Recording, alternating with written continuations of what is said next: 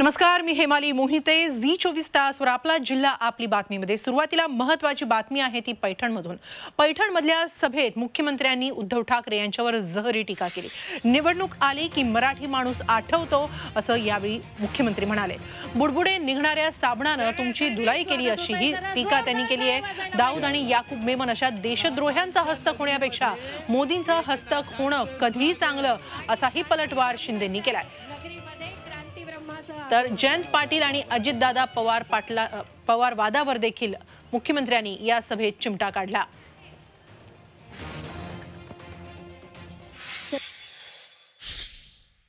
मराठी माणसाचं दुःख समजून घेतले असती तर मुंबईतला मराठी टक्का कमी झाला नसता. हे दुर्दैवाने मी या ठिकाणी सांगू इच्छितोय.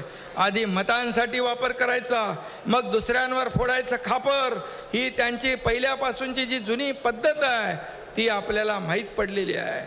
आणि म्हणून काल परवा परत एकदा त्यांनी रोकटोकमध्ये म्हटलं एकनाथ शिंदे म्हणजे साबणाचे बुडबुडे असंही म्हटलंय. पण याच साबणाने तुमची मस्त धुलाई केली हे विसरू नका. बाळासाहेबांना धोका कोणी दिला, त्यांचे विचार पायदळी कोणी तुडवले हे आधी तुम्ही महाराष्ट्राला सांगा.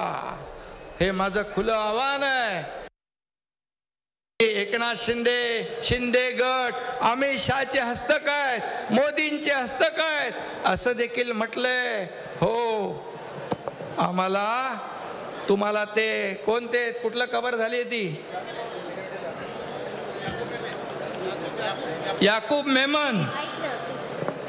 मेमन जो देशद्रोही होता, ज्याला फाशी दिली, त्याचं कब्रस्थानाचं उदात्तीकरण केलं. कोणाच्या काळामध्ये केलं? मग याकूब मेमन आणि दाऊदचं हस्तक होण्यापेक्षा ज्यांनी बाळासाहेबांचे विचार पुढे नेले, मोदी साहेबांनी आणि अमित शहानी ज्यांनी 370 कलम रद्द करण्याचा निर्णय धाडसी घेतला, त्यांचा हस्तक होणं केव्हाही चांगलं. ज्या गद्दार आणि देशद्रोही लोकांचं हस्तक होण्यापेक्षा हे बरं. जुन्या चित्रपटामध्ये गाणं होतं, खूप फेमस झालं होतं, कसं काय पाटील बरं आहे का, काल दिल्लीत झालं ते खरं आहे का. अरे दिल्लीमध्ये काय झालं? दिल्लीमध्ये काय झालं? जयंतरावांनी दादांना बोलू दिलं नाही. दादा निघून गेले रागाने. कारण जयंतरावांना व्हायचं होतं विरोधी पक्ष नेता, परंतु ते काय होता आलं नाही. कारण अजितदादांची दादागिरी काम करून गेली तिकडे. त्याचं शल्य त्यांच्या मनामध्ये होतं आणि म्हणून महाराष्ट्रात त्यांना थांबवता येत नाही. दिल्लीमध्ये त्यांना थांबवलं बोलायचं. तर दुसरीकडे मुख्यमंत्र्यांच्या या पैठण दौऱ्यावेळी ठाकरे गटाचे कार्यकर्ते आक्रमक झाल्याचं चित्र पाहायला मिळालं. बिडकीनमध्ये मुख्यमंत्री एकनाथ शिंदे ज्या मार्गावरून गेले त्या मार्गावर ठाकरे गटाच्या कार्यकर्त्यांनी गोमूत्र शिंपडून निषेध केला. रस्ता शुद्ध व्हावा म्हणून शिवसेनेकडून हे आंदोलन करण्यात आलं. यावेळी शिंदे गट आणि शिवसेनेचे ठाकरे गट आमने सामने आले. त्यांनी एकमेकांविरोधात घोषणाबाजीही केली.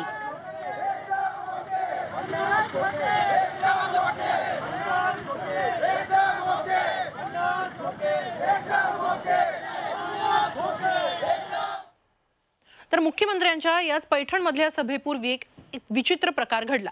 मुख्यमंत्र्यांची तुला होताच लोकांनी लाडूंची पळवापळवी केली. त्यामुळे या ठिकाणी एकच गोंधळ उडाला. अनेकांनी लाडूंचे बॉक्सच्या बॉक्स पळवले. पैठणमध्ये मुख्यमंत्री एकनाथ शिंदेंची सभा होणार होती. त्या सभेपूर्वी शिंदेंची लाडू तुला होणार होती. शिंदेंनी लाडू तुला न करता लाडवांना हात लावला आणि ते तिथून निघून गेले. मात्र त्यानंतर उपस्थितांनी तिथेच या लाडूंचा हा असा फडशा पाडला.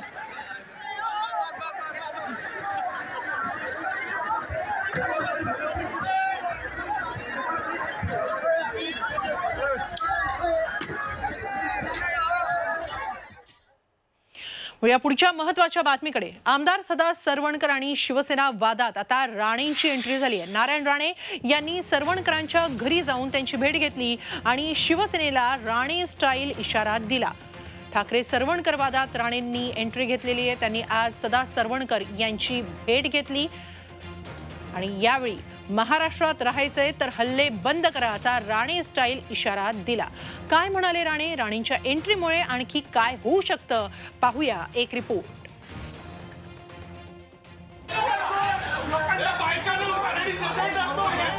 सरवणकर शिवसेना वादात राणेंची एंट्री. नारायण राणेंचा ठाकरे गटाला इशारा. राणेंच्या एंट्रीनं सरवणकरांची ताकद वाढली.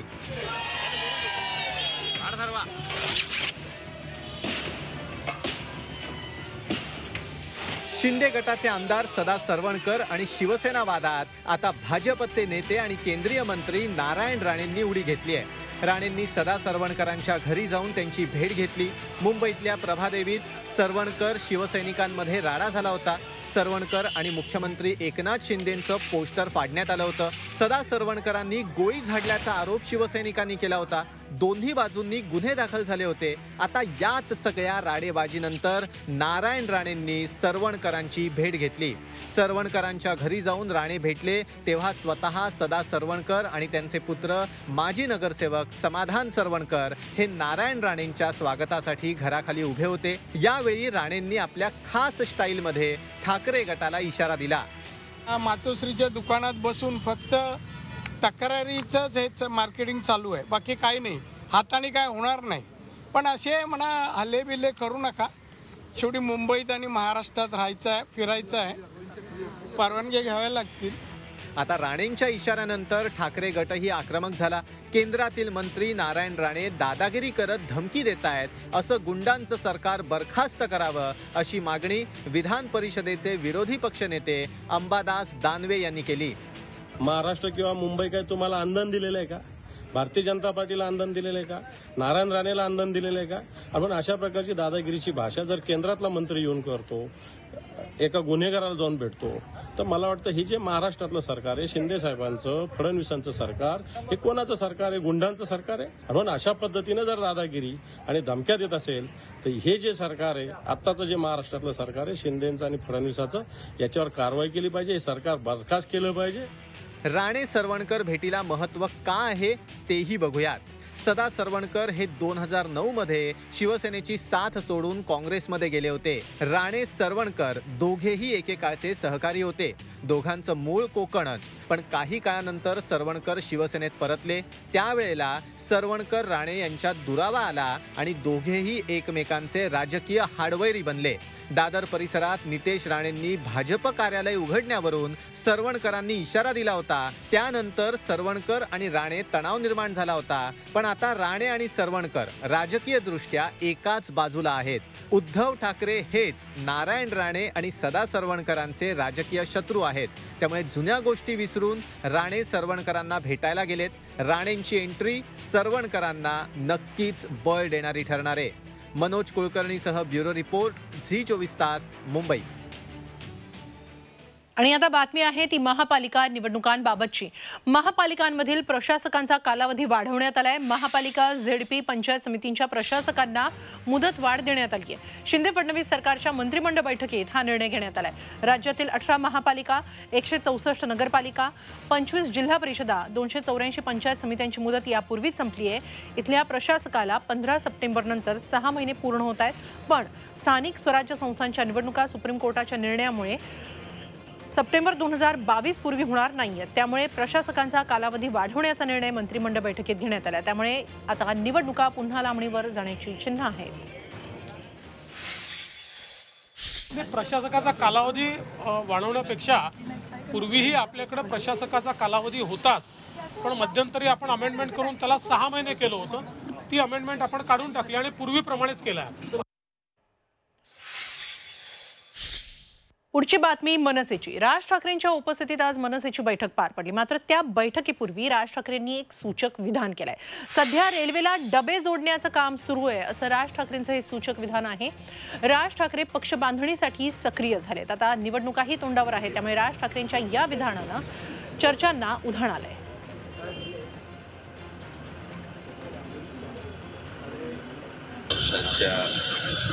अंतर्गत काही ज्या गोष्टी करायच्या आहेत त्याच्यासाठी भेट त्यामुळे असा काही तुम्हाला मसाला फार त्याच्यामध्ये मसाला नाही काहीच बोलणार नाही कोणी काहीच बोलणार नाही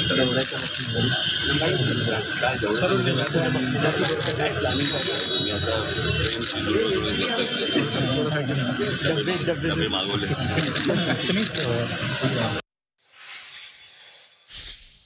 पुढची बातमी काँग्रेस विरुद्ध भाजप RSS वादाची. राहुल गांधींच्या भारत जोडो यात्रेच्या निमित्तानं काँग्रेस विरुद्ध RSS भाजप असा वाद उफाळून आला आणि यावेळी वादाची ठिणगी पेटली आहे ती काँग्रेसनं ट्विट केलेल्या एका वादग्रस्त फोटोवरून. नेमका काय आहे हा वाद, पाहूया हा रिपोर्ट. भारत जोडो यात्रा की आग लगाओ यात्रा.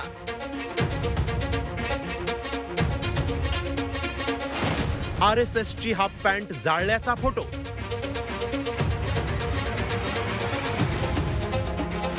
काँग्रेसच्या ट्विटवरून पेटला नवा वाद.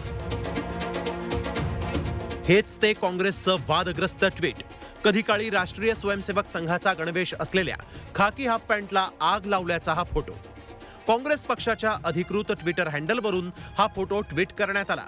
राहुल गांधींनी सुरू केलेल्या भारत जोडो यात्रेच्या प्रचारासाठी हा वादग्रस्त फोटो ट्विट करण्यात आला. द्वेषाच्या बेड्यांमधून देशाला मुक्त करण्यासाठी आणि भाजप RSSनं केलेल्या नुकसानीची भरपाई करण्यासाठी एक एक पाऊल लक्ष्याच्या दिशेनं असा उल्लेख या ट्विटमध्ये करण्यात आला होता. काँग्रेसच्या या ट्विटवरून नवा वाद पेटलाय. ही भारत जोडो यात्रा आहे की आग लगाव यात्रा, असा तिखट सवाल भाजपचे प्रवक्ते संबित पात्रा यांनी केला. गांधी कुटुंबाच्या इशाऱ्यावरूनच हे ट्वीट करण्यात आल्याचा आरोपही त्यांनी केलाय. यह और कुछ नहीं है मगर किस प्रकार से लोग वायलेंट हो, किस प्रकार से आगजनी हो, किस प्रकार से हत्याएं हो, उसके लिए लोगों को उकसाने का काम आज गांधी परिवार और गांधी परिवार के कहने पर कांग्रेस पार्टी ने किया है. तर राष्ट्रीय स्वयंसेवक संघानं देखील त्यावर नाराजी व्यक्त केली आहे. संघाबद्दल तिरस्कार पसरवण्याचं काम सुरू असल्याचा पलटवार RSSनं केला आहे. ऐसा है कि एक तो हेट्रेड से आप जोड़ना चाहते हैं क्या? हेट्रेड वो पाल रखे हैं बहुत पहले से और उनके बाप दादा ने भी संघ का बहुत तिरस्कार किया. अपनी सारी ताकत के साथ संघ को रोकने का प्रयत्न किया. दो बार भी बिना कारण प्रतिबंध लादे गए. संघ रुका नहीं है, लगातार बढ़ते रहा है. राष्ट्रीय स्वयंसेवक संघाचा गणवेश आता बदललाय.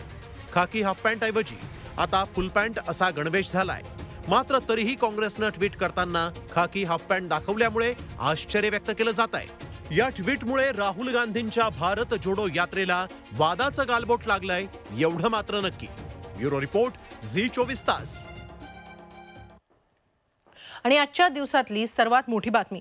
वाराणसीतील वादग्रस्त ठरलेलं धार्मिक स्थळ ज्ञानवापी प्रकरणी जिल्हा न्यायालयानं हिंदू पक्षाच्या बाजूने निकाल दिला.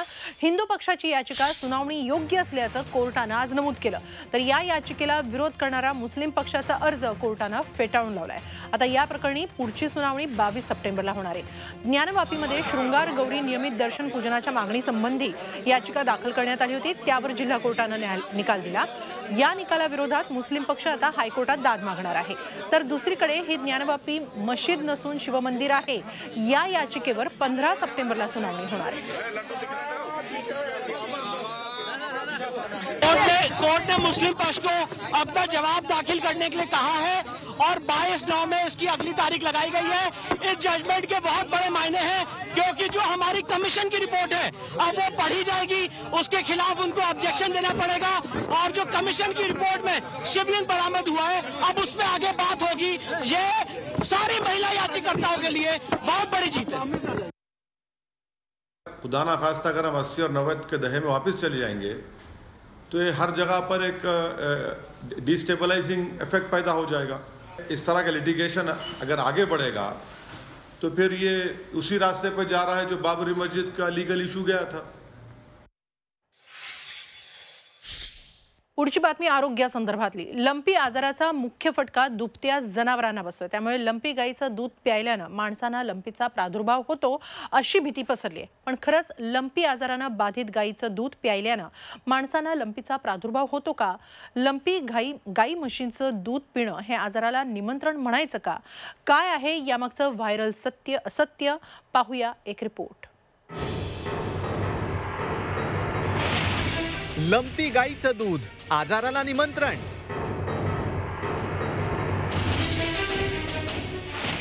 बाधित गाईचं दूध प्याल तर लंपीची लागण.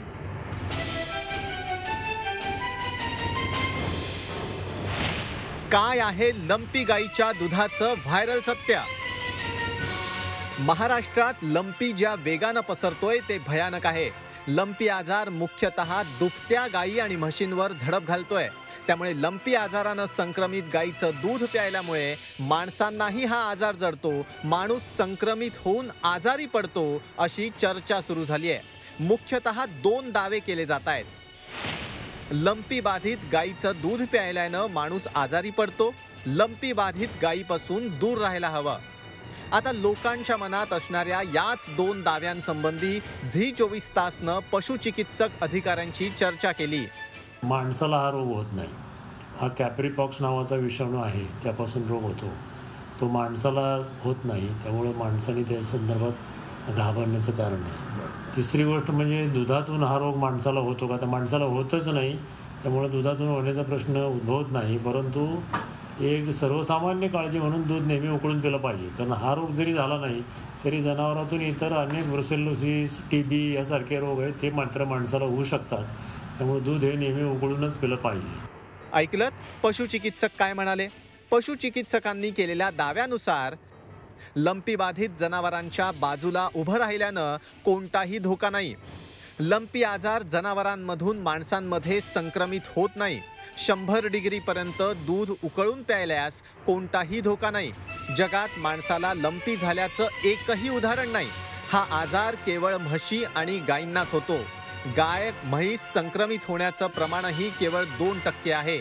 त्यामुळे लंपी बाधित जनावरांचं दूध प्यायल्यानं माणूस आजारी पडतो हा दावा आमच्या पडताळणीत खोटा ठरलाय.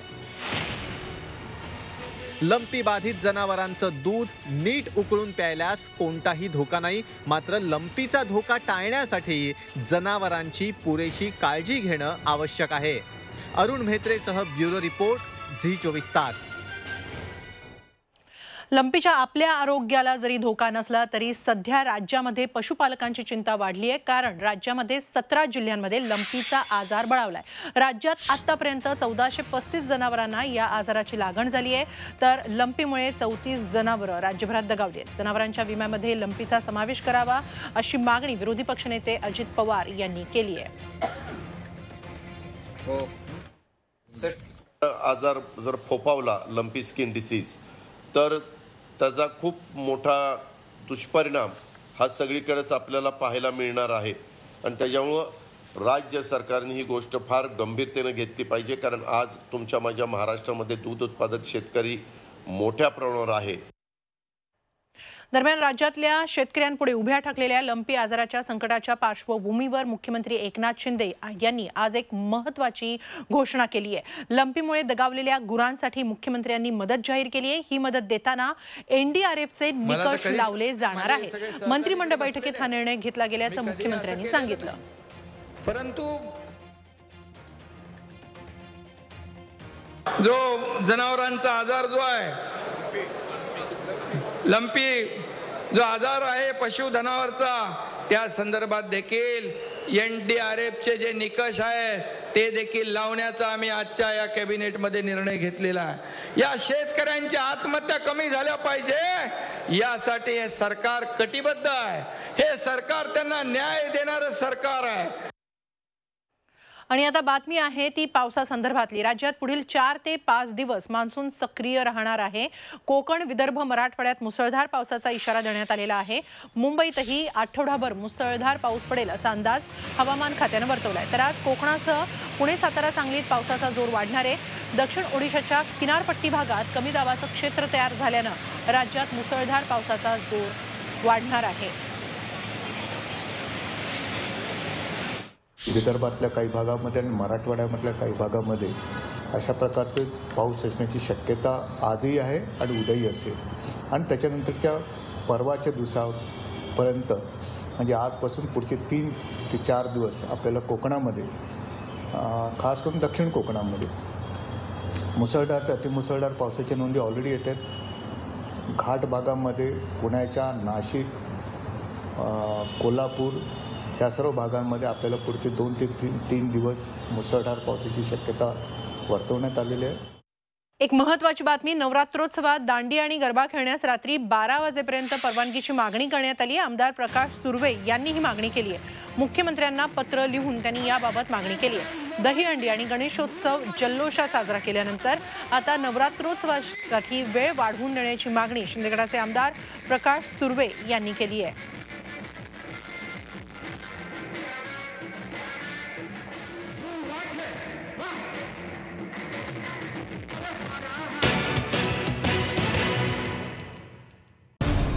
मराठ्यांची तळपती तलवार म्हणजे